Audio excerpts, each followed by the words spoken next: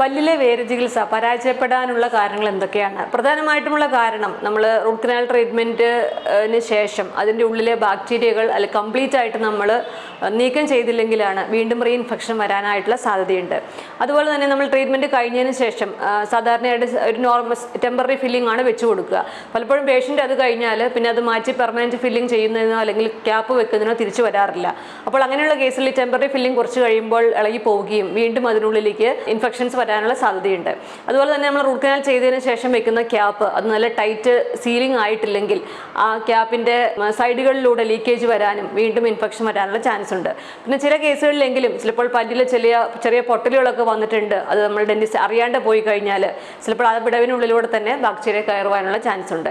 അപ്പോൾ നമ്മൾ വളരെ കൃത്യമായിട്ടും ഏറ്റവും നല്ല രീതിയിൽ നമ്മൾ ബാക്ടീരിയയും അതുപോലെ തന്നെ വേരിൻ്റെ ഉള്ളിലുള്ള ഇൻഫെക്ഷനും നീക്കം ചെയ്യുകയാണെങ്കിൽ റൂട്ട് കനാലിൻ്റെ സക്സസ് എന്ന് പറയുന്നത് ഏകദേശം 98-99% മാത്രമാണ്. മാത്രമല്ല ഡോക്ടേഴ്സ് പറയുന്ന ഫോളോ അപ്പുകൾ കൃത്യമായിട്ട് പേഷ്യൻ്റ് അനുസരിക്കുകയും വേണം.